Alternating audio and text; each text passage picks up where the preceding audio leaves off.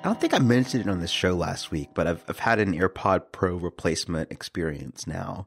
After my dog Apollo ate the last one. Did it make it to the show last week? Maybe it did. I think you mentioned that he'd ate it, yeah. No, Yeah. I recall now because someone was concerned that he was going to eat the battery. So there's I've taken the steps to correct it. So I got the good one back, like I mentioned, and then I contacted Apple Care over email to send back the other one that came on, by mistake, the wrong sided one, and, send it back and get a refund. And the short version was that I had a 25-minute phone call that was mostly like waiting on hold. And then a representative said, no need to send it back and we'll issue you a refund. And I was like, all right, cool. And so I put it in a drawer, and it's like, if I ever lose the right one or something, then I'll have a spare, I guess. And that was it. And then 2 days later, I got an email saying that they were trying to reach me, Apple Care was, and that they couldn't get a hold of me, but they need more information to process the refund. And yeah. And I had this issue too, like where I wasn't getting phone calls, because I didn't have a missed phone call or anything, from PR people, and when I had scheduled a call before, and like I just wasn't getting phone calls. And so the reason for that, it was kind of a weird thing where I was using not the built-in iOS 13 feature to block unknown calls, because with that you still get an alert about it after the fact, and it's like in your recent calls and everything. You just don't get the notification for it. And it would have been a recent call, so it like actually would have came through even though they weren't a contact. But it was AT&T Call Protect, which is an app that you install that uses the service Hiya, and it's like an AT&T account level service, but the app is what manages it, and the app will notify you when a call's been blocked, so that you don't just not know you're getting calls. And I had the settings to be like any call that's not a contact, to block it, and that was going well. Cool service. There's a free version and a paid version. Even the free version was like useful for not getting telemarketing calls. But then I had the setting on my iPhone to offload unused apps, and the AT&T Call Protect app fell into that category. So it was, it was removed, and it had like a little download, button next to it. And for that reason, I was no longer getting those alerts that it was blocking calls, even though it was like actively being used, all the time. It hadn't launched, so it considered itself like not a very much used app. And so I was like troubleshooting, why am I not getting phone calls? Because part of what the Apple Care process was like was we were trying to call you right now. Can you answer your phone? And I'm like, this is the number. Let's verify it together. Yeah, it's the phone number. Still not getting your call. And so I realized that's what it was I had to re-download the app, set it up from scratch, opt into the service again, and then opt out of the service to make it work, to get a phone call again. So like the server end was still active. That's right. Like the client was effectively not there apart from the ghost of the app icon. That's right. Exactly. Yeah.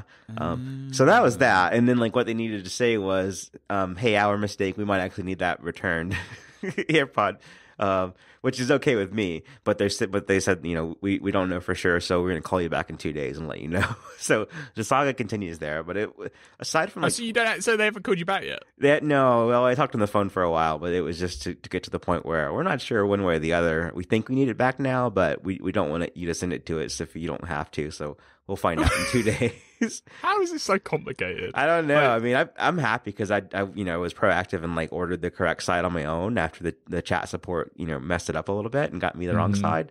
So I'm not missing out. It's just like $90 in limbo. That they're saying you'll get it back. It's just a matter of, do you also need to mail us something? Do we need to send you a label and have you mail it to us? And I don't. That's pretty funny. Yeah. So that's that. But it was the whole thing with like offloading apps and the call blocking that just really made it complicated, because for like 10 minutes I was emailing an Apple Care representative back and forth directly of like, no, really, I'm waiting for your call too. This is the number, and it's not coming through. So that makes sense. I mean, technically iOS should probably be a bit smart about that. Yeah. Although because it's like it's not a built-in thing. It's kind of a mix of... because there is the built-in call screening and SMS screening, but I presume because your carrier is AT&T, right? Yeah. Yeah, so instead of it going through the system like API for call screening and call blocking and contact blocking, it's like a network SIM card level. It's just happening on the network, right? Like AT&T's just doing it, and the phone's none the wiser. Yeah, which is pretty cool. Like, I didn't realize until a few weeks ago that was even a thing. Until I was researching ways to block calls besides the built-in thing.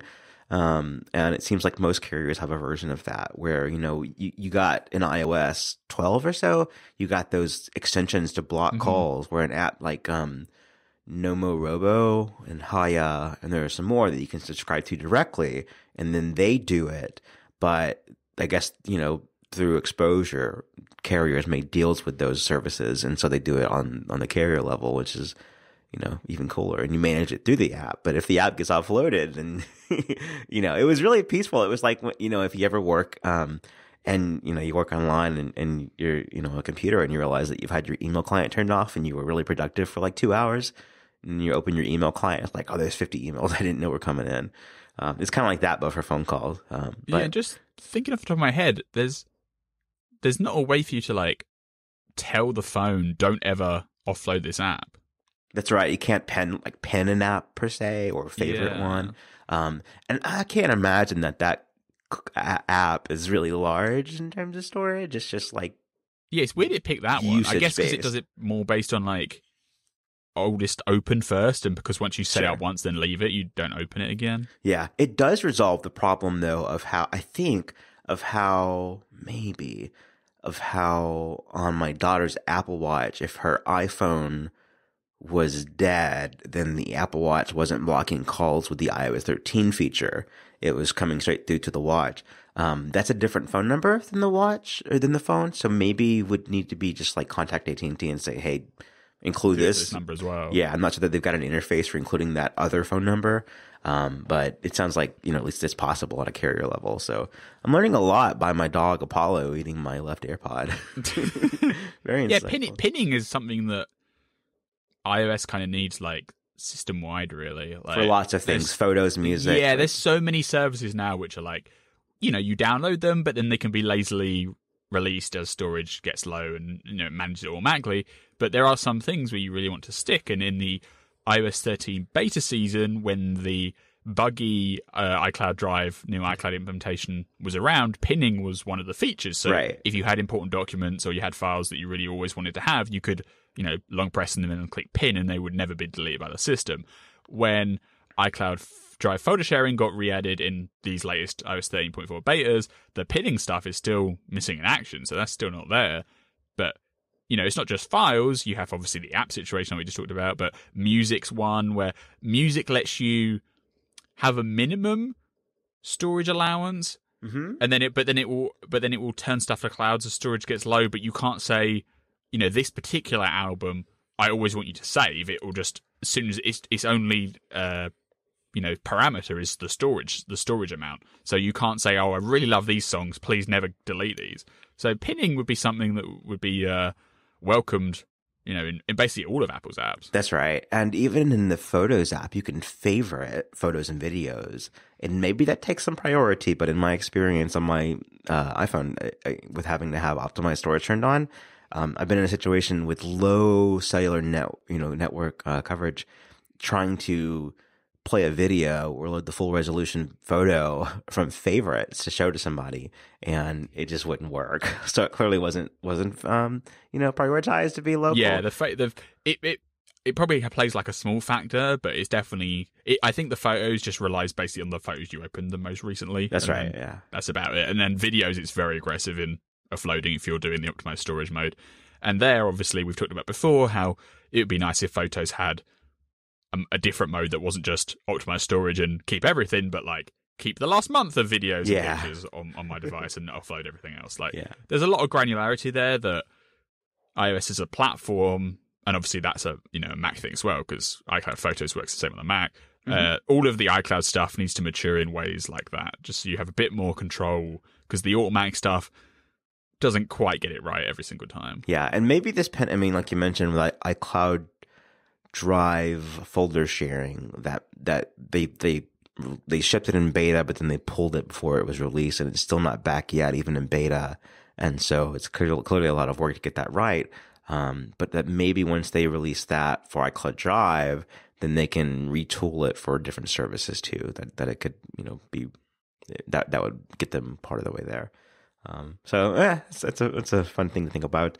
A completely random aside on the photos thing that's just popped to my head, and I meant to bring this up a couple of weeks ago, but forgot. Did you know that? So in photos where you have like the day view and the month view, where it prioritizes pictures to show you versus the all photos view, there's like AI curation going on there, and you can kind of think of things where it's looking into like faces that are prominent and location data and event information, like it labels it with concerts and stuff based on an onboard concert database that it has.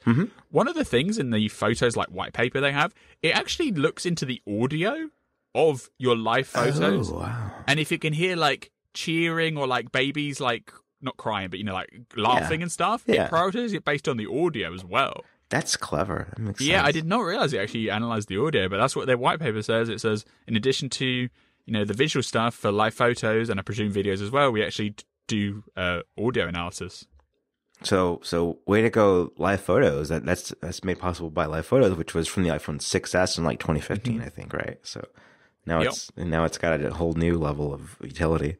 Yeah, and the live photos are just cool in that like day view on the new iOS 13 photos, because as you scroll by, they just animate and look really nice.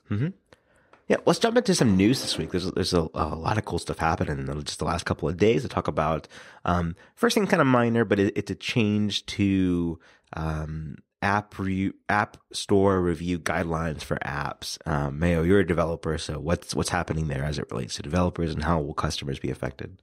Yeah, so App Store review guidelines are basically the App Store rules. Even they call them guidelines because it sounds nicer, but and they're not suggestions, they're rules. And the real rules are whatever Apple thinks at the time, because the guidelines are not all inclusive, and Apple reserves the right to reject anything for any reason, really. So, but the guidelines kind of lay out the situation.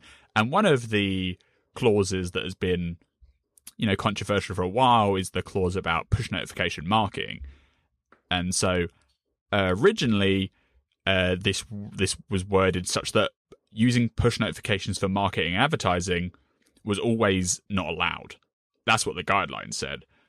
In real life, obviously, that didn't happen because that rule is essentially unenforceable, right? Like, even Apple's own apps use the push notifications for marketing because, yes, it can be annoying and people can spam with it, but there are genuine uses where you just want to be marketed to, quote unquote, but it's useful at the same time. And so that rule has been in the document for years and years and years, and basically just it's been like a laughing stock, right? Because no app conforms to it because it doesn't make any sense. I think it got the most attention a few years ago, 2015, 16 timeframe, where I think for the first time the App Store sent a push notification about something, and they didn't do it again either. It was just that one time, I think.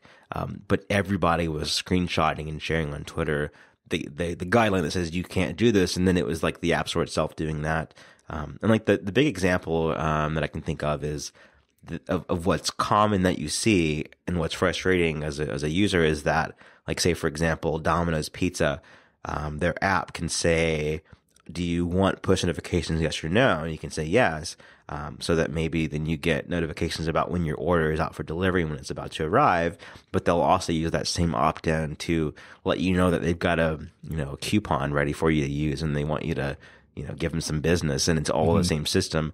And within the app, I think Starbucks is another version of this, where like Starbucks will have notifications for promotions, and they can be pretty aggressive. But then you can go and granularly look down, because Starbucks made a whole system for this on their own, of do you want just notifications about your order, or do you want notifications for marketing? But that's not system level. That's app by app basis. Yeah. Yeah. And so, and other good examples on Apple's side is like the Apple Music app will send you notifications if you want to subscribe and get a 3-month trial. During the crisis of the iPhone XR and the iPhone XS cycle, they sent notifications like, it's your time to get a new iPhone and all that stuff. And obviously now you get TV Plus notifications if you don't sign up for the free year. They send you like 4 of them at different intervals to let you know that your time's running out and whatever. So, Apple sends marketing as well as anybody else. So the updated rule basically now allows all of that as perfectly fine, as long as there is a toggle to turn off marketing notifications. And so that scopes the rule to the point where, all of Apple's apps now comply because you can turn off notifications, right? The wording of the guideline doesn't necessarily say that you have to provide separate options. So if notifications like required for your app to function, like the Domino's pizza case where you might want to get an alert to know that your pizza's done, but not all the coupon spam, right? So if you were like reading it directly, I think you could get away with just having one toggle, which kind of pointless, but I think what they mean is, you've got to have one toggle for marketing and one toggle for other app functions. And yes, at the moment, that means every single app has to implement this all individually because there isn't like a system-wide like channels feature, which is something that the Android operating system has, where at their level they have the concept of notifications and then the concept of like notification category channels on top of that. So that's smart. General notification settings you can turn off on a category by category basis, which would be a great feature for Apple to add, because then that could also integrate with stuff like the Apple Watch, where you can say like, I want to mirror all the notifications to my phone, but I only want these two categories to go to my watch, right? And that's basically impossible for a third-party app to do today. So hopefully some of this stuff is like, preceding iOS 14 changes, because it'd be nice if they could just have marketing toggles directly in notification settings, and then you could have the toggles for the actual application features as well. Yeah, the state of notifications right now too is that they've made Control Center a few updates ago where it's much more manageable with like group notifications instead of just having this big long sprawled out list. But then they've also done changes to allow alerts to come in without your permission if they're delivered quietly, and then you've got to turn that off.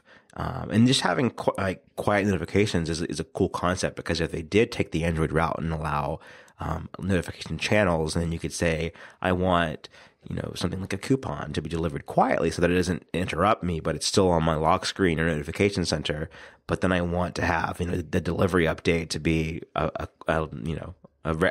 invasive, right? Exactly. Yeah. So there's a lot of granularity and cool nuance they could unlock there if they supported something like that at the system level, for sure. Yeah. So iOS 14 feature requests, and I think on the Apple Watch, I don't think about it a whole lot, but I've seen people complain that the way that delivery quietly is handled on the watch isn't the same as on the iPhone. So I can't quite articulate what the differences there are, but I'm pretty sure that it's that you don't.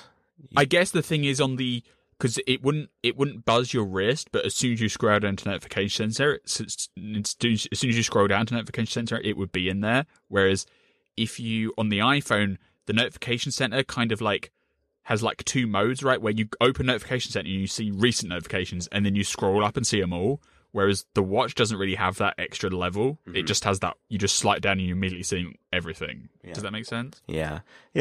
So I guess that's what they're talking about. Yeah, so there's some more sophistication that needs to be had there.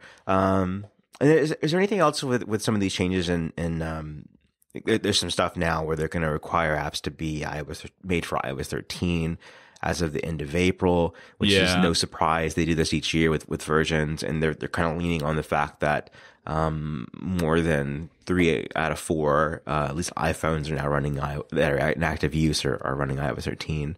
I think for the iPad, it's like it's close, almost 8 out of 10. Yeah, it's even better.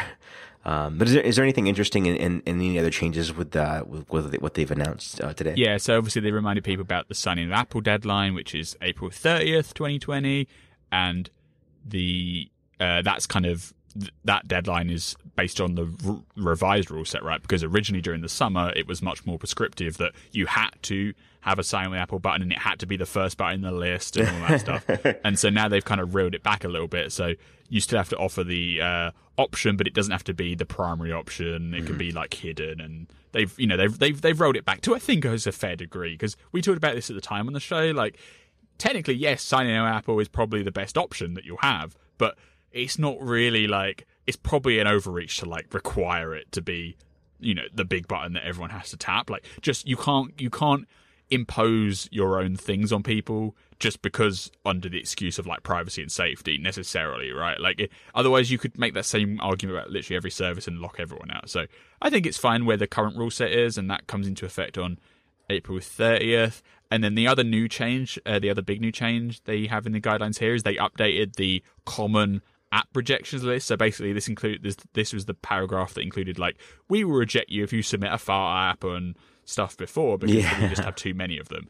And interestingly, now they've extended the list to also include fortune telling apps and dating apps. Now, pretty broad. Fortune telling, whatever. That's probably just like spammy rubbish. But dating apps are a pretty popular category, and you see new dating apps come on the scene quite regularly. So it's kind of weird that they would put this in this, frequently rejected list, because I don't think there's like a limit on necessarily the innovation or the different differentiation different companies could have on dating applications, right? Because it's not like fortune telling where you can just think everyone's just, rebranding RSS feeds of Caprigo and Pisces. Like dating apps are like a big category, and if you look on the top grossing lists, Tinder and stuff like that, their subscriptions are making loads of money. They're a huge, growing business, and you see new apps pop in that thing all the time. So it's kind of strange for Apple to like name them as, don't make these anymore. Yeah, I would. There must be a tier of dating apps that are not Tinder, or the Match.com kind of thing, but that it's not as known, but they're just too copycat and they're just not useful, and they're maybe spamming a certain category. And you might find that Apple's receiving like 100 clones of Tinder per week that are, just made by people just trying to make themselves look like Tinder but aren't Tinder or whatever. Yeah, ineffective dating apps, right? Yeah, exactly. Like, and so again, right? They can write anything they want. These guidelines, they can enforce something completely different. So it is just kind of funny they named it like that, because I can understand like fortune telling being a good example, but I think there's still probably enough innovation in the dating space for them not to like be so prescriptive there. Yeah, that's curious. But mainly about the push notification thing. Before, the rule was basically never enforced and essentially unenforceable because how broad it was. Now the rule is more scope to the point where it could be enforced. We have to wait and see whether they actually do it or not, right? Because although now the rule's more sensible, doesn't necessarily mean Apple's going to send a team of people around checking every single app to see if they've got a toggle for marketing or not. So we just have to wait and see whether how officious they are at actually enforcing it. Yeah, and it's, classic, but the fortune-telling apps could see this coming. All right, someone else who can see what's coming is Ming-Chi Kuo. How do you like that? That was a good segue. And Ming-Chi Kuo of TF International Securities has released another new investor note this week. That looked at the supply chain and what's coming from Apple. And the last we discussed was a lot about the coronavirus, but then it included some, also scoops too. This new one is a lot about, I guess it's, what is it, micro LED as a display. Mini LED as a display type. And so that's the supply chain part. But then also there's some big things in there. The two big things are that the 13-inch MacBook Pro will be upgraded to 14.1 inches. And so it's technically 13.3 inches now. It'll jump to 14.1 inches with the revision. And we've long wanted a 14-inch MacBook Pro. Once the 15-inch was replaced with a 16-inch, we thought, well, there you go. It's going to be a 14-inch to, take that same design, but scale it a little bit. That sounds like it's happening now. And this is the first time that there's actually a rumor, not just, we all assume. So that's neat. And then he's really good with screen sizes and with supply chain. So it's really believable. And then that there will be a new iMac Pro in the fourth quarter of this year, which is the first time we're hearing about a new iMac Pro, because the current model is like, what is it? It must have been ended 2017. 2017. So it was like, December. So it was mostly 2018, but then we've gone all of last year without a new version. There was obviously focus on the Mac Pro and getting that out the door. There was, there's the iMac Pro is not like a super modern design. There's plenty of room for, the Mac, the iMac to just have a more high end version, and that like space gray to be a thing. But according to Ming-Chi Kuo, there will be a new iMac Pro proper. And there's more than that too, Yeah, so obviously the center of the port is mini LED. So both of those products you just mentioned would apparently be upgraded to mini LED displays.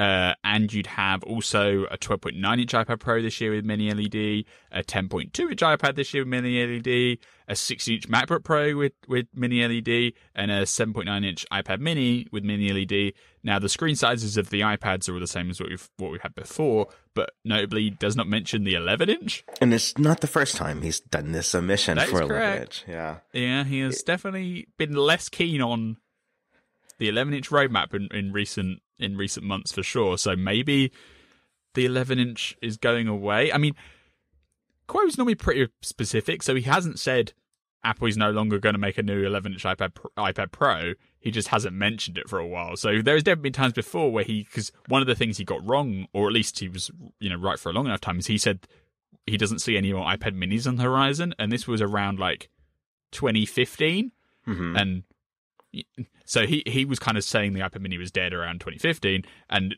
it was true until literally last year when they finally gave it a very, very minor spec bump to keep it around and gave it Apple Pencil support. A couple of things on that is so I was thinking about this, and we've got the rumor of the trackpad smart keyboard. So you've got to imagine that it has to be a redesign from the current smart keyboard because there needs to be a trackpad somewhere on it, presumably below the keyboard. So then you've got a redesign of how that whole product works. Would you even bother with an 11-inch version of that because there's an 11-inch keyboard, but is there enough room to have a trackpad as well? It gets pretty cramped in that way. So maybe they would only have it for the larger version. And then even just price-wise, like maybe it's just that's what you make it for, and there's not enough interest in the 11-inch sides. If they weren't going to do that, like this, I think there's definitely a difference in the 11 and 12.9-inch iPads, so that they both deserve to exist because the sizes are so different, basically by 2 inches. I would buy a larger than 12.9-inch iPad. So if it was that 11-inch went away to make room for an even bigger one, and then you relied on the 7.9-inch iPad and the 10.2-inch iPad and the 10.5-inch iPad as like the smaller than 12.9-inch screens, then that'd be okay. Especially once you get to, no longer using, like right now there's a curious model, which is the iPad Air, what is the number, 3? 3, yeah. Which is basically the 10.5-inch iPad Pro, but revised to be more affordable and with a modern chip. That's pretty close to the now 10.2-inch iPad in terms of screen size. There's some bezel differences and a lot of tech differences, and that's the version that replaced the 9.7-inch iPad. Notice that he also doesn't say that there will be a mini LED 10.5-inch iPad here. He doesn't. And he's calling out the 10.2 one, which is the budget one compared to the 10.5-inch one. So maybe just the whole thing is a little bit weird in that it will be different, or that it's just about this year. But I did find that curious, no 11 for one, but then no 10.5, which is the middle of the road model, whereas the 10.2 is like the entry level model. There's a pretty big price difference. Whereas there. like you'd think if he wasn't mentioning the 10.5, you also wouldn't mention the 10.2 and the 7.9, but those two are on the list. Yeah. Didn't mention 24-inch or 21.5-inch iMac, and didn't mention the non-Pro iMac as having this he didn't display. mention any iMacs. Yeah, just the Pro. I can definitely see, because the iPad Pros got significantly more expensive with the 2018 model, right? Mm-hmm. Because I remember when I bought my 2015 iPad Pro, which I still have and still use, which was 32 gigabyte, the 12.9-inch, that was $799, and now the baseline 12.9-inch iPad is $999. Yeah, you get 64 gigs storage, not 32, but still, it's $999. So I could definitely see them keeping the 11 around to bring the price point down, because the 11 is $799 today. Yeah. And so if they could bring it down to $699, that's more reasonable, right? And so by not updating it at all, it's just that bit cheaper? Yeah, just keep it in the lineup, but push the price down a bit, right? Mm. And it would still be differentiated enough from the 10.5, because it, different design, to stick around, and maybe the 10.5 goes away, maybe it doesn't. Depends on whether, like, it's not clear to me what the price of the mini LED displays is, right? Yeah, you'd expect them to be more expensive, but if they're going to put them into the iPad Mini, then it seems less. It lines up less. Right? Well, the Mini isn't cheap though, because it costs more than the 10.2 inch. The 10.2 inch is the one that you'd say that's the price conscious one. It's the second cheapest, right? The Mini, so Yeah, so 10.2 is $329, the Mini is $399, right? So both of the cheapest iPad models are getting the new screen technology, so it kind of implies it isn't going to be as expensive thing. And it's important to remember that Mini LED is not Micro LED, right? Micro LED is the really advanced one. Yes. Yeah, so Micro LED is the one that is Apple supposedly, growing in a lab in that secret San Francisco thing that we talked about a few months ago, and that's not destined till like 2023, and that's the one that we think Apple's going to do for the Apple Watch, right? The micro LED displays to replace the OLED in that. Mini LED is like somewhere between micro and normal. It's like it's more around the backlighting technology than anything else. Yeah. How does it compare to OLED, which the O is, I think, organic, right? So yeah. So micro LED is like the direct replacement for OLED. Okay. Micro LED, the new thing that they're making is. Yeah. So the new thing they're working on, which at the moment is really expensive to do in any screen size bigger than like half an inch.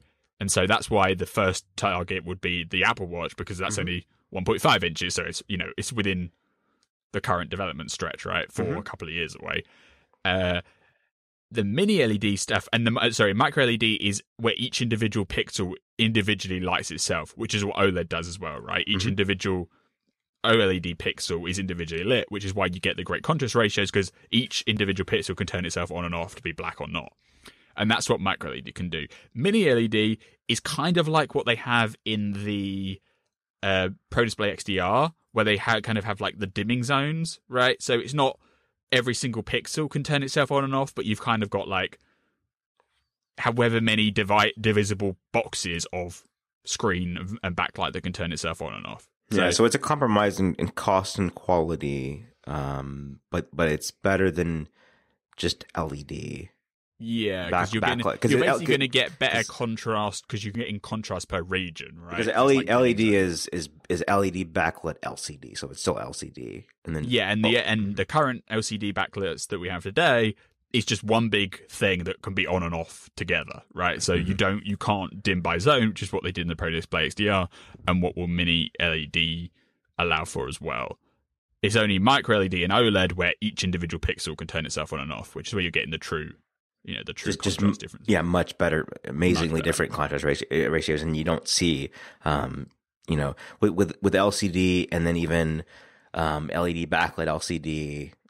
Even on the iPad, especially on the Mac, I love the 16-inch MacBook Pro, but it's clearly not a perfect display in terms of how the backlighting is, because you can, if you're on a dark image or a dark website, and especially if the brightness is higher up, you can see in the back where that light is, where the source of light is.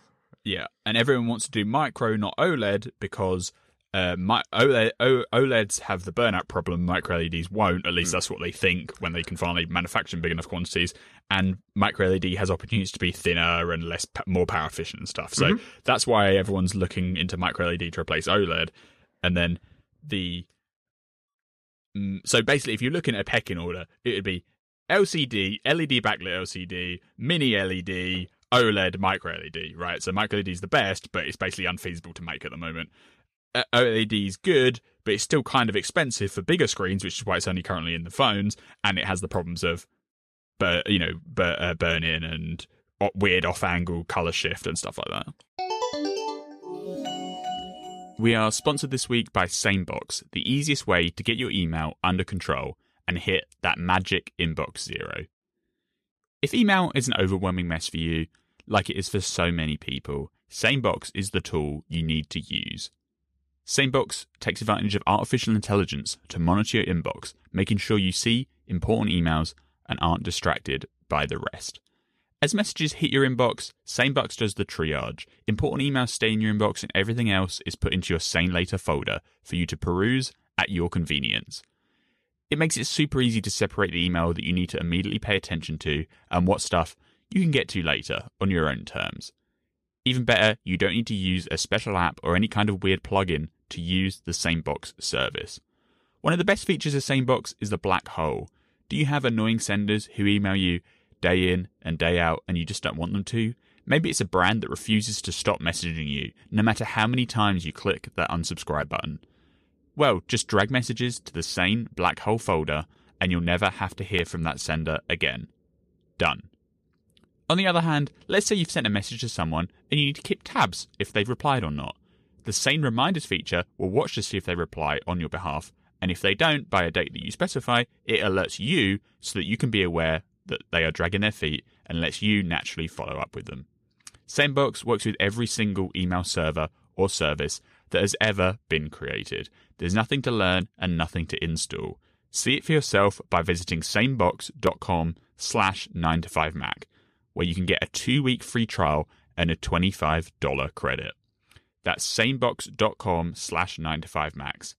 SANEBOX.com/9to5MAC. Samebox.com/9to5Mac. Our thanks to Samebox for their support of Happy Hour. So we've got the 10.5-inch iPad, the 11-inch iPad, and the rumored 14-inch MacBook Pro that is rumored because of this report. He doesn't make that clear that it will have this new display type, that the 16-inch will have it first, and then all the non-Pro iMacs. So, and it was kind of interesting because we've heard, again, we generally put Kuo at the top of the pile, right, in terms of respectability. Yes. There have been some contradicting reports that the 13-inch MacBook Pro would be upgraded in the spring and would not have the screen size change, right? Right. So maybe there's two, which seems unlikely, but there could be two MacBook Pros, or the other ones were just wrong and he's actually getting a bigger screen. Yeah. And going from 13.3 to 14.1 would be exactly repeat of the playbook of the 16 MacBook Pro, where they just slim the bezels down slightly and you get slightly extra screen space in the same body. Yeah, the body is a little bit bigger, but not by much. And presumably this is also the version that takes the touch bar and gives you the physical escape key, gives you Touch ID. Well, Touch ID is already separate, but gives you, well, no, it is separated. And then, separate. Yeah, literally separate. Yeah, you get the keyboard that you can recommend that people buy without it flicking out. And you get the inverted T arrow keys. The biggest thing is just the keyboard reliability. It's so nice to have that now. But yeah, presumably 14-inch, you also get those things too, not just a different screen size. And I love the idea of clarity in the lineup of having the MacBook Air be the 13-inch model and the MacBook Pro being a little bit bigger. It's just that much different. Yeah, I'd agree with you there. Yep. And then it isn't just Kuo predicting things. Our good friend Coin on Twitter, often known as CoinX on Twitter. Coin with 8 eyes. Coin with 8 eyes, or Coin 10, CoinX. They have a new prediction, actually 2 new predictions. The thing with Coin is that Coin has tweeted out some very specific, proven true spec details, even things like how many holes will the bottom of this iPhone XS have on either side? The thickness of the model, like to the millimeter. Exactly. Like specs that are probably on a spec sheet somewhere, or on a photo. So they say iMac and Mac Mini, new iMac and Mac Mini coming soon emoji. So that's the first where we've heard that. Notice that wasn't in Kuo's report anything about the iMac non-Pro because it won't get the mini LED. So, okay. But Coin believes they're coming, which makes sense for like a spring quiet refresh. And then the Mac Mini. This would be the first new Mac Mini since the Mac Mini was revived from near death with what was like the 2012 model, 2014 model. It was 2014, then it was 2018. Then it's 2018. So, 2 years on that is okay. And then, presumably it's just a spec bump and not like a big overhaul of that. And that isn't the only thing Coin says. He also says the iPad Pro camera upgrade, just references that as a thing, is really good. Is 100 emoji, I believe he said. Yeah, 100%. Yeah. I think everyone's been thinking at this point because everyone's talking about the new camera system on the iPad Pro, presumably coming in a spring update, and then there might also be an iPad in the fall with 5G, and the camera looks like the iPhone 11 camera system, but one of the lenses is the true depth camera 3D sensing stuff, which will have as yet unknown benefits. The camera is a interesting thing because that could be what forces compatibility to not like your 2018 iPad Pro did not work with the 2020 iPad Pro accessories, like the trackpad, if it wraps around that camera, and the camera bump is like the thing that, because that happens all the time with iPhone cases, battery cases, that it's the camera cutout that makes the difference. And on the iPhone, we care about the camera. On the iPad, it's up in the air if the camera is of importance to you or not. For me, it's much lower than any other thing about the iPad. And so if that's what breaks compatibility with, like, my iPad, although maybe like because the camera cutout is just bigger, that if they were generous in the design, they could make something work because you just have extra space. Isn't like going the other direction. But they've not done that on the iPhones, where they make them compatible when the camera changes. So obviously CoinX doesn't specify exactly what will be different in the new iMac and Mac Mini. I would expect the Mac Mini to spec bump. I would hope that the iMac is more radical, because we've already been through 1 year of having a pretty unradical iMac update, because we had the same complaints last year when they did a spring iMac refresh that was very minimal. It'd be annoying if we had to go through that whole palaver again. Your iMac theory is that they could do a redesign in the consumer iMac and not do that on the Pro iMac, because the Pro iMac can't fit into certain constraints that the consumer iMac could. And technically, the Pro iMac is what has been redesigned internally to be a Pro iMac, whole new fan system and everything. I think the opposite of that would be that they do a new design in the Pro model because it costs more, and they could flex a little bit there, I guess. But then you've got the argument of, well, what constraints would that be? And there's clearly room for them to do something in the consumer end too. They have done the consumer iMac with the internal redesign of the Pro. Mm-hmm. Because now it's 2 years old, presumably it's cheaper to make. Sure. They can fit same components in. And but drop drop hard disk and do all. Yeah, that's SSD. the main thing. Yeah. They need to add the T2 chip and get rid of the spinning hard drives. Because none of the iMacs, even if you get the solid state options today, come with the T2 chip.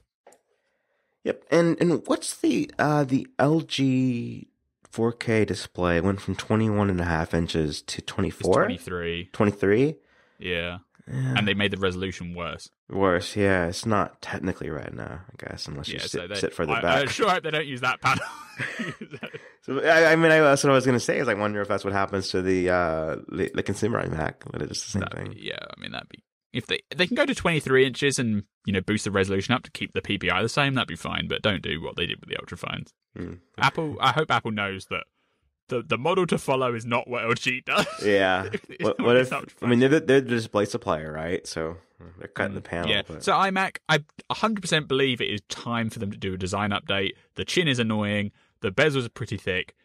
Whether they're going to do one or not, it doesn't seem like it, because we haven't heard anything else about it, and it'd be a pretty radical update. But internally, man, if they release another iMac generation and it still doesn't go all solid state, that is going to be, I will not be happy. You will continue to not buy it. I will continue to not buy it, continue to complain about it. Yeah. Take that up. Yeah. I think your assessment is right, that because there's no smoke here to a fire, that it's not going to happen. That we probably hear about it. It's kind of, but sorry for cutting in. It's kind of insane that Kuo is predicting 6 product updates this year. And that's just the product updates with mini LEDs. We'd also expect, obviously, the new phones, the iPad, the MacBook Air with the new keyboard update. That's quite a lot of items for them to refresh. Yeah, and now we're in March and there hasn't been anything yet. So they could do spring, they could do summer, they could do end of fall, and have different periods of releases. I think the big thing here too is that behind all of this production stuff is how does the coronavirus COVID-19 affect production? And with iPhone, it's such a huge scale that it's a concern. But with Macs, I imagine it's not, that it's low volume enough that they'll stick to the roadmap, that it's not a big deal. And if they have to bump it a few months down the line, then so be it. Yeah, Macs are not stuck to its schedule in the fall. The iPhone affects their fundamental business dramatically. Yeah. It's priority number one.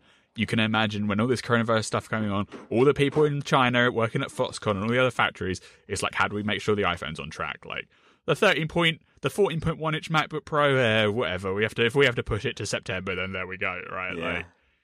Like, and speaking of Coin, like I know you tweeted, but that whenever he had his 2 tweets today, or they had their 2 tweets today, and then we gave him coverage, there were some people in his Twitter mentions, or their Twitter mentions, that were like, but you got the last thing wrong. But that was so minor. What was it? Right, so so he's got everything right, including incredibly details about the weights of the products, how many holes he predicted the asymmetric holes on the iPhone XS, where you have 4 holes on the left hand side of the lightning connector and 6 holes on the right. He had the thicknesses, he had the weights, he had everything right, and he was on a complete roll. He must have done like 10 tweets of that nature. He had the names of the iPhone XR and XS and stuff. Well, that was stuff First, yeah, all of that. That's how we found him, right? Because we searched it afterwards and we found this account tweeting about it. That's right. That's where it came from. And so all of this fantastic track record. Okay, so it comes around to September 2019, just before the iPhone event for the iPhone 11 Pro. And he tweets, quote, "And here's one more thing," end quote. Obviously implying that the keynote event would have a section for a one more thing product. And at that time, there were, the rumors about the AirTags were very prevalent. There were rumors about the 16-inch MacBook Pro. The event came. The event ended. There was no special product announcement. There was no one more thing mentioned at all. So yes, he was wrong, right? Okay. So he got the last one wrong. But he or she, we don't know, right? To be honest, it could be anyone. They received incredible amounts of online flaming for that. It's this anonymous account sharing these details that has had an incredible record, right? You have one mistake. He got absolutely. You can just go back and click on that tweet. Every single person is like, "How dare you tweet this? It's unacceptable. What are you doing with your life?" I kind of 25 and I was done. It was like, oh my gosh. Yeah, it's ridiculous. And he got the same thing again today when he's tweeted this stuff again after 4 months of being away. Mm-hmm. Right? We talk about plenty of rumors on this website that have way lower accuracy ratings than 10 out of 11. Okay? It's not like some vague prediction of, he's literally talking about products that no one else had mentioned, right? He's talking about an iMac and a Mac Mini soon, okay? We love Kuo. Kuo is great. Ming-Chi Kuo is great. He's not 100%, but that doesn't mean we, deride him for all that he's worth, right? And some stuff's too small for Kuo to be on his radar. Yeah. And if I had the accuracy of Kuo with I'd be over the moon, right? I'd be so happy. It'd be better than Mark Gurman. That's just a reality, right? Kuo's accuracy rating is really, really good. CoinX's accuracy has been really, really good, apart from one.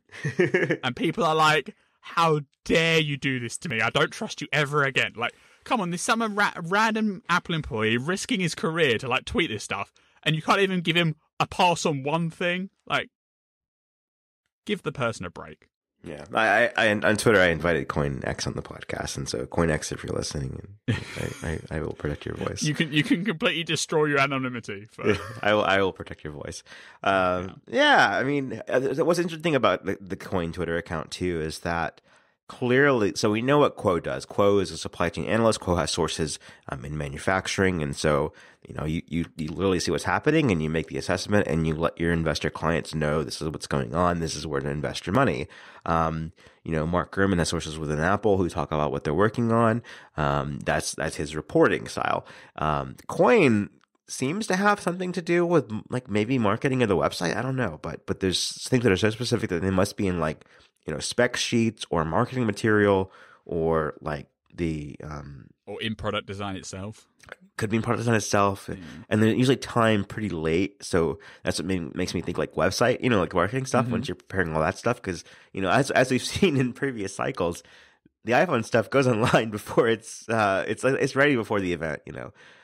So maybe there's something to that, but and so you think about that, then how would they know about a one more thing in an event? And also that event was 20 minutes shorter than it should have than the normal 2-hour event. It was an hour 40, and there was definitely room for if not one more thing, something else. Yeah, like if you actually go back and watch that event, the pacing is such that you're so pumped, and then they end with like this retail update that retail's fine and it's nice and everything, but it's generally not how Apple structures their keynotes to like end on like a whimper. Retail right? tends to be like where you build up.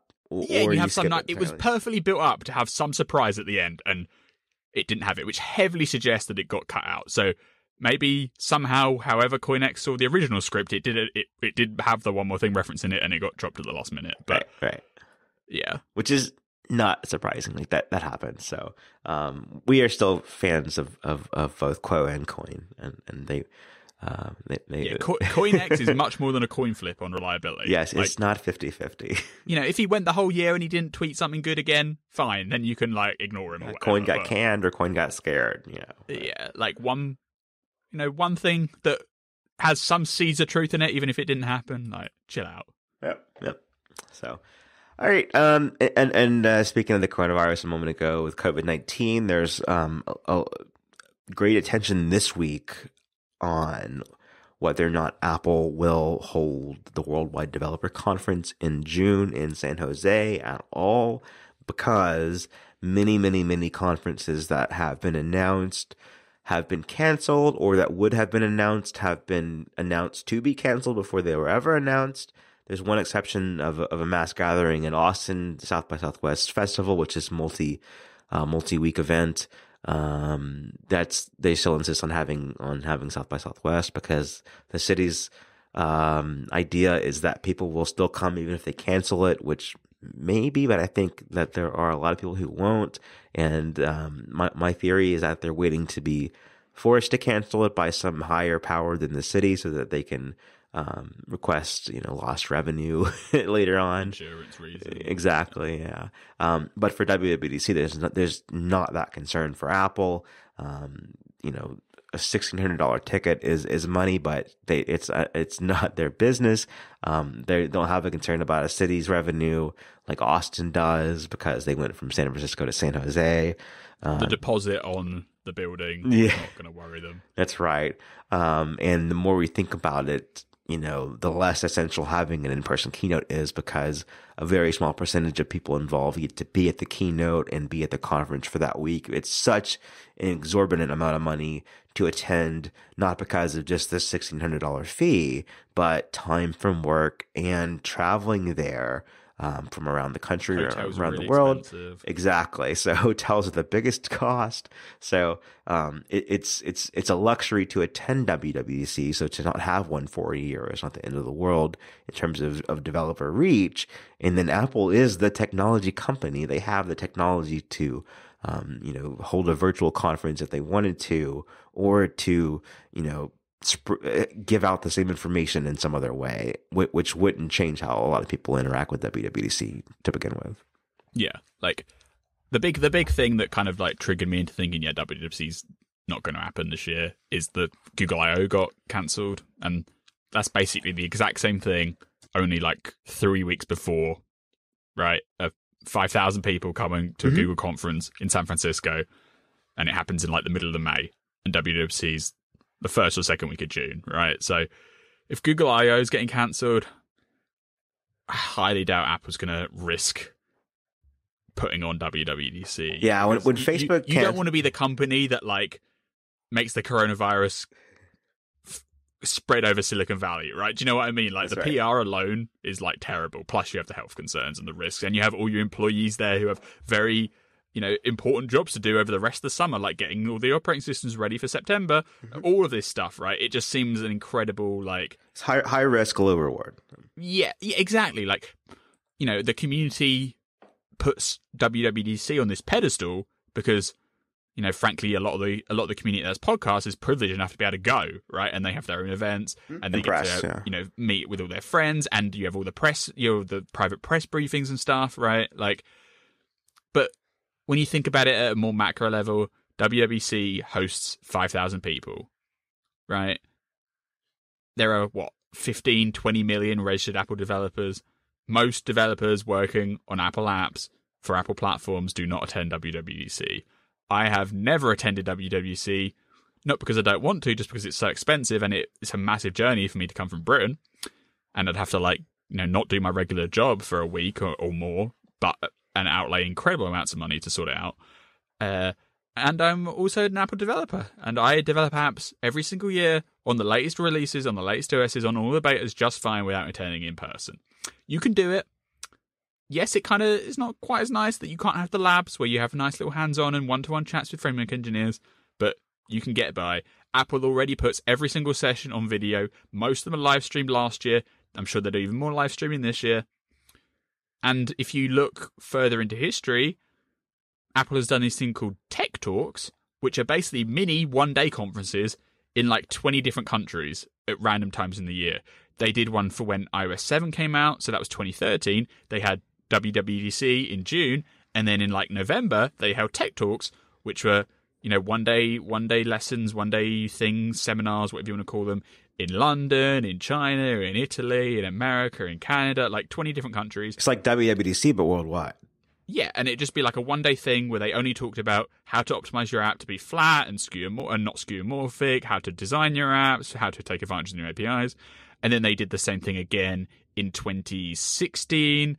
And so that time it was about the Apple TV. So they held, 20 different little one-day conferences just for the Apple TV operating system, because the Apple TV was announced in September, so it missed WWDC that year, right? And it came out in November. So they obviously thought they needed to have some presence in real life for you to talk to engineers. And they, happily hosted things then. They could do the exact same thing this year if they felt it was needed to. And if they don't want to do that, they can just up the online presence of WWDC. You could even have webinars and, one-to-one chats online and tickets. And even if you just said all the developers that were meant to be making these like fancy presentations and doing these sessions, just take those 2 days and write some really nice documentation and just submit that online instead. There's perfectly good alternative situations that help and benefit the entire Apple community, not just the 5,000 people that go to San Jose every year. Right? I think it's perfectly fine. And I've seen some people like, how is Apple going to possibly start a new platform transition to ARM on the Mac without WWDC? It's like, come on, they can do it whenever they want, right? Like, the impact of talking to 5,000 people in person is very, very small in the scheme of things. They could happily cancel WWDC in June. In fact, you can't cancel it if you haven't announced it. So technically, they're not cancelling anything. But they could just not do WWDC in June, and then announce it online, have all the sessions, have all the information, do plenty of videos and tutorials, and then, in September, in October, they can hold Tech Talks like they've done before, and it would be basically the same result at the end of the day. Yeah, I am. And in terms of the keynote event, they could invite US press only, invite worldwide press if they want to, if they think that's fine, or they could just like host it in the Cedars Theatre and just invite like local retail employees from nearby Apple stores to fill out the crowd. And that's your keynote day. Because they'll want to have a stage presence for announcing iOS 14 and macOS 10.16 and all of that stuff, right? But they can just do that in Steve Jobs Theatre with a nice, pretty event. Yeah. The thing that got us thinking about this, even at the beginning of the week, is that last year it was March 14th, I believe, that they announced the date for WWDC, and that was a Thursday that I think falls on the 12th this year. Yeah, it would be the 12th if they did the same as last year. Yeah, because of the extra date in February this year, and so that means that we'd be just days away from them announcing, and so they've clearly had to think. They've been planning it. They obviously plan it far ahead of the June date, and so we said this on the show before, but I think it's risky to announce something in March in this climate, because you don't know how COVID-19 will be in June, worse or much better. And then it's way worse to announce something that you may have to cancel ultimately. Much better just to make alternative plans and stick with those from the beginning. And so, and a point that you've had this week too is that they have announced dates later, like in April, so they could say, let's see what it looks like, and only even announce this thing and begin registration closer to the date. That's possible too. Yeah, like the latest they've ever announced WWDC was April 28th, and that was in 2010. And so that was a decade ago, but it's a data point. And then more recently, in 2016, so the year before they switched from San Francisco to San Jose, they did it on April the 18th. So basically the middle of April instead of the middle of March. And that doesn't mean that WWDC was held later either. It was just there was just less time between registration and attendance. And something else they could obviously do is hold it in June if they bought time and they thought that there would be a wholly different environment. I think the only thing is that you've got summertime and proving how germs are spreading with warmer air. And there is this concern that COVID-19 really shows itself in once the fall returns. So they could play with that, but that's just less efficient too. You've got less time with the new stuff before it comes out. If you're the technology company, why not just use your technology to put on nearly the same event you do each year? Just from a purely inhumane perspective, when you've got every other company canceling their event. Yeah. You don't want to be the one to stick your neck out. I mean, South by Southwest stands out right now as being stubborn for not canceling, and that's why. I've been to South by Southwest. People are almost mad at it for not canceling. That's right, And in retrospect, I'm not sure CS was a good idea, but it's much more of a concern now that COVID-19 is in the U.S. and multiple states and there are deaths. So, and Apple has a presence on South by Southwest too, which is all about TV Plus content. 2 years ago, they were at South by Southwest. It was an Eddie Q interview to talk about services and things, but it was the day that they acquired Texture, which became News Plus a year later. But it was also how does Apple handle censoring and being a content provider and things like that? Yeah, because the Apple original video content had just started up then. They'd just signed off and buying it's the and things first like that. time I remember hearing that TV Plus was going to be about telling great stories. It was an Eddie Q line in that interview. So then nothing last year. And then this year they come back to South by Southwest specifically for TV Plus content.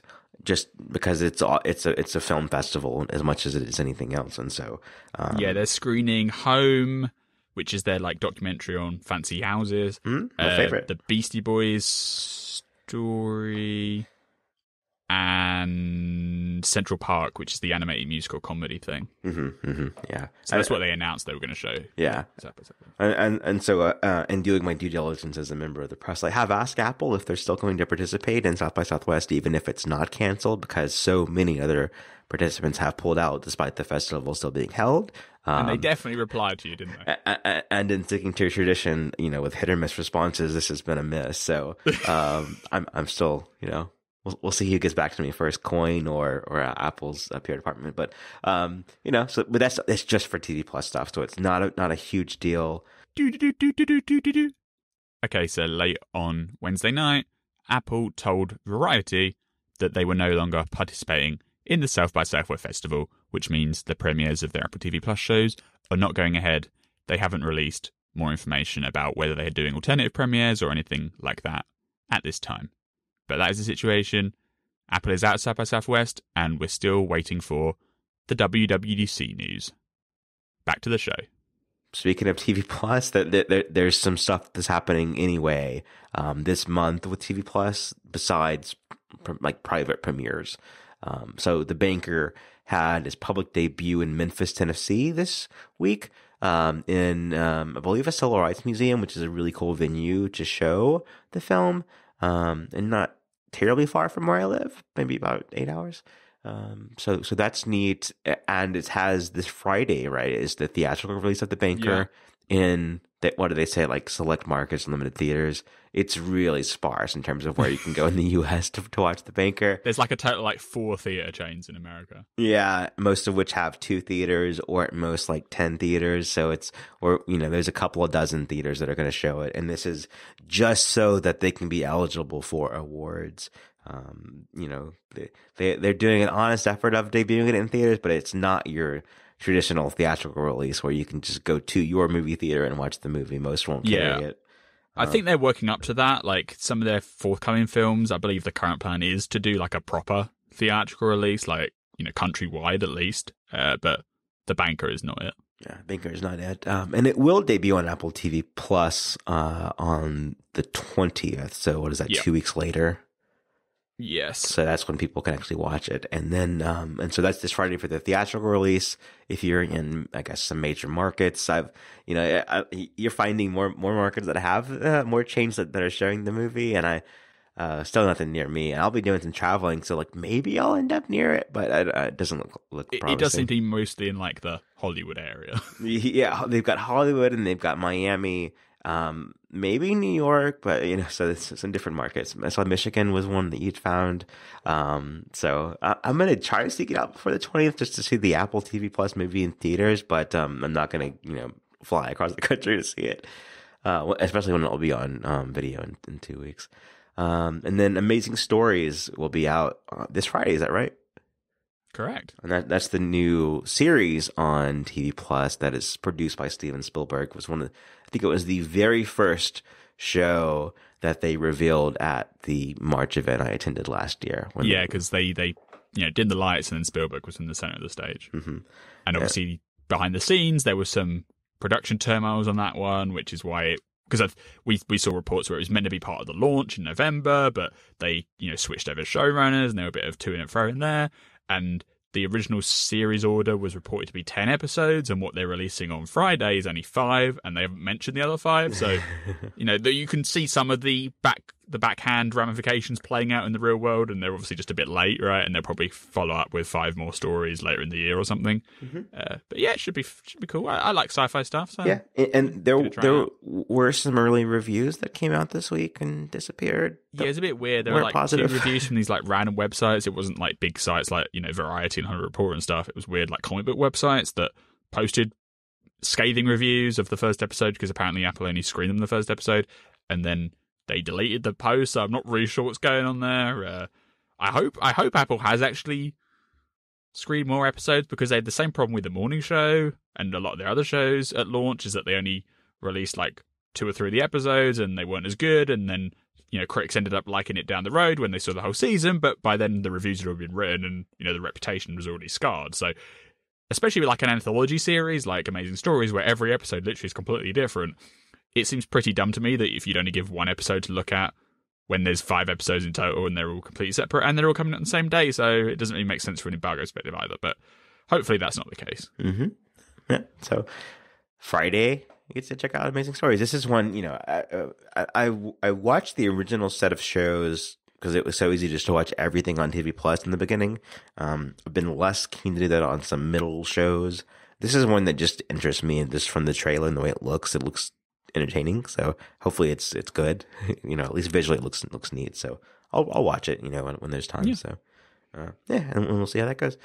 Anything else for this week? I think that's good. All right. That is happy hour for this week. You can follow me on Twitter at ApolloZach, and you can read my space news coverage at spaceexplored.com. I'm having a blast covering space news.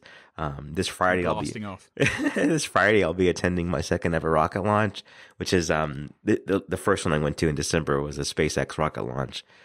Kennedy Space Center in the daytime, and I was just amazed at the experience. This time it's at midnight, so it's going to be a night launch, and I'll be viewing it from a boat, and I'll be able to see one of the things that SpaceX does when they launch a rocket is that parts of it come back down and land, and they're reused, and so I'll be on the water close to where those things land. So I'm hoping that if it doesn't get weather delayed or canceled, that I'll get to see that, and I'll of course share what I see on spaceexplorer.com. And Mayo, you are on Twitter at BZAMayo, and you blog at bzamayo.com. Is that your blog website? Yeah, nice. I got the name synced up finally. Yeah, once the Mayo Clinic realizes they don't need mayoblog.com, you can get that. Yep, awesome. And with that, we'll be back next week. Bye, everybody. Bye-bye.